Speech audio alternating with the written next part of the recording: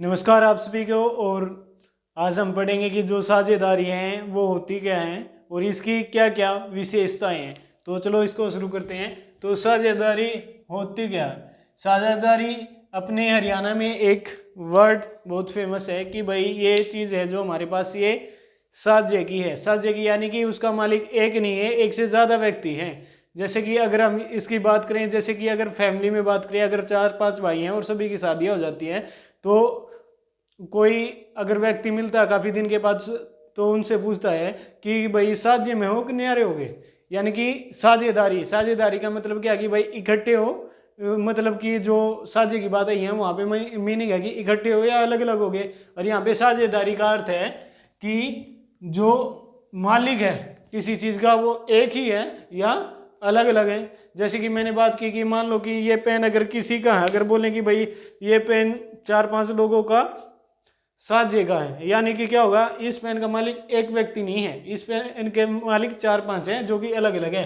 तो यहाँ पे साझेदारी अगर हम बात करें व्यवसाय में साझेदारी आखिर होती क्या है, तो व्यवसाय में साझेदारी ये होती है कि उस व्यवसाय का कोई एक मालिक नहीं है, उसके कई सारे मालिक हैं और जब ये सभी मिलकर आपस में एक ठहराव बनाते हैं और आपस में व्यवसाय के लाभ और हानि को बांटने का फैसला करते हैं। और व्यवसाय उन सभी के द्वारा भी चलाया जा सकता है और उनके द्वारा चुने गए कुछ साझेदार भी उस व्यवसाय को चला सकते हैं, तो इसको बोलते हैं साझेदारी। अब करते हैं कि इसकी विशेषताएं क्या है। अब जो ये मैंने आपको अर्थ बताया है साझेदारी का, ये मैंने किससे बताया है, जो आपका पार्टनरशिप एक्ट है 1932, उसके अंडर जो आपका सेक्शन 4 है उसमें जो डेफिनेशन दी गई है आपकी, उसमें से मैंने ये अर्थ निकाल कर आपको बताया है। तो इसकी विशेषता है कि दो या दो से अधिक व्यक्ति, यानी कि साझेदारी तो तभी होगी ना हमारी जब कोई कम से कम दो व्यक्ति उस बिजनेस को, व्यवसाय को मिलकर करेंगे या दो से अधिक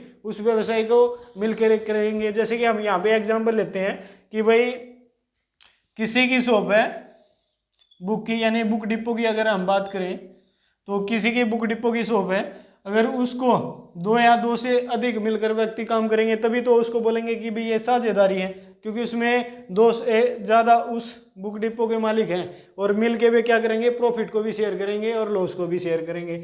फिर आपकी बात करता है कि भाई जो ये दो या दो से अधिक व्यक्ति है, इसमें एक तो अवयस्क, अवयस्क मतलब कि ऐसा पर्सन या व्यक्ति जिसकी उम्र अभी 18 वर्ष नहीं हुई है, 18 वर्ष से कम है, तो उसको बोलते हैं अवयस्क, ये आपका साझेदार नहीं हो सकता है। दूसरा अस्वस्थ मस्तिष्क के व्यक्ति, अस्वस्थ मस्तिष्क के व्यक्ति यानी कि जिनकी दिमाग की हालत ठीक नहीं है, जिनको हम अगर लोकल भाषा की बात करें तो बोल देंगे भाई इसका दिमाग नहीं चलता, ये पागल है। फिर है किसी अधिनियम के अंतर्गत अयोग्य घोषित व्यक्ति, यानी कि ऐसा व्यक्ति जिसे कानून ने अमान्य करार दिया गया है किसी भी कानूनी चीज में कॉन्ट्रैक्ट करने के लिए।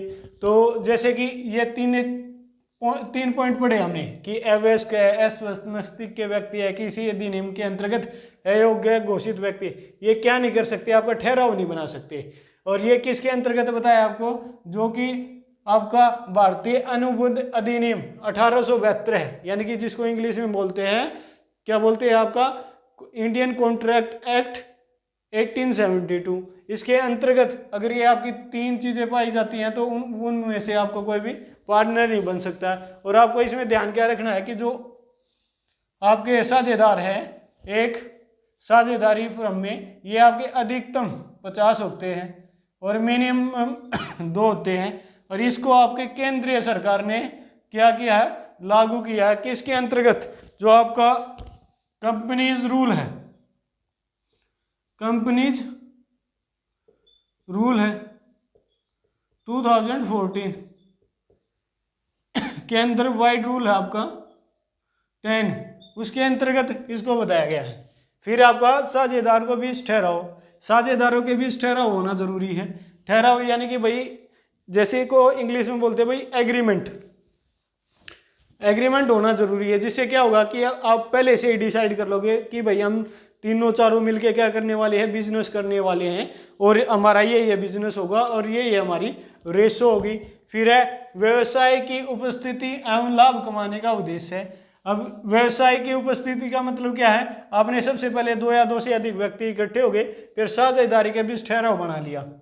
ठहराव बनाने के बाद आपने क्या किया, व्यवसाय की उपस्थिति या लाभ कमाने का उद्देश्य इसमें, यानी कि जो भी आप व्यवसाय करोगे उस व्यवसाय का मुख्य उद्देश्य लाभ कमाना होना चाहिए, और व्यवसाय भी होना चाहिए, तभी तो आप साझेदारी करोगे। अब कुछ लोग हैं जैसे कि मिल के क्या करेंगे, 4-5 व्यक्ति यार सोचते हैं कि भाई हम समाज की भलाई करेंगे, और चलो समाज की भलाई के लिए हम ये काम करते हैं। तो अब जो उनका उद्देश्य है, मुख्य उद्देश्य वहाँ पे लाभ कमाना नहीं है, क्या करना है, समाज की भलाई करना है, तो वो आपकी साझेदारी नहीं कहलाएगी, क्योंकि उसका मुख्य उद्देश्य लाभ कमाना नहीं है। तो मुख्य उद्देश्य आपका क्या होना चाहिए, लाभ कमाने का। फिर आपका लाभों का बंटवारा, जो साझेदार सभी मिल गए, मान लेते हैं हमारे पास 4 साझेदार हैं, ये आपका खिचड़ी चंद, ये आपका खजूर चंद,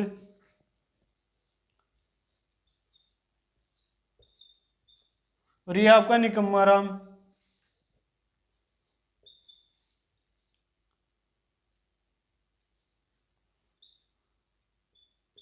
और ये है सुंदर।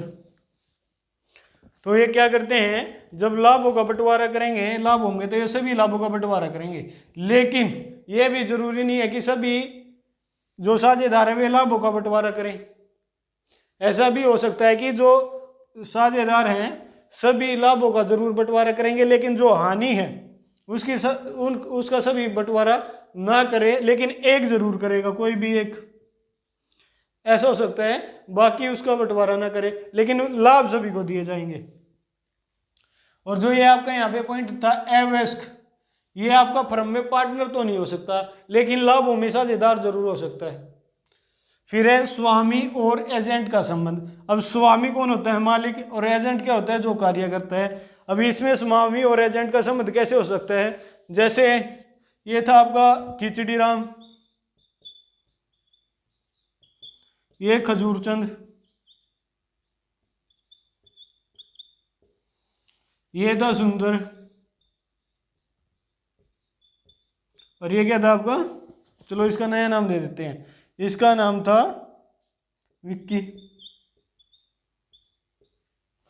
तो क्या हुआ आपका कि जब ये स्वामी और एजेंट की बात आती है, तो मान लो इस खिचड़ी चंद ने किसी से कोई वादा कर दिया, प्रॉमिस कर दिया कि भाई हम आपको इतने इतने रुपए का माल इस तारीख को उपलब्ध करा देंगे। जब इसने वादा किया तो याद रखना, जो भी काम करता है वो करता है कौन, एजेंट करता है, एजेंट काम करेगा। तो जिसने वादा किया वो तो हो गया एजेंट, और बाकी सभी क्या हो गए, यहाँ पे आपके स्वामी हो गए। अब वादा तो किया इसने, एजेंट ने यानी कि खिचड़ी चंद ने, और बाकी इन तीनों को भी क्या कर लिया, उस वादे में बांध लिया, क्योंकि वादा बेशक से किसी एक ने किया हो, उसको निभाने के लिए सभी जिम्मेवार होंगे।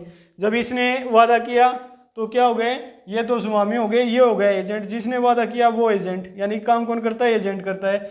लेकिन अगली बार मान लेते हैं कि भाई अब की बार वादा कर दिया इस सुंदर ने, अब ये क्या हो गए, ये स्वामी हो गए, अब ये क्या हो गया, एजेंट हो गया।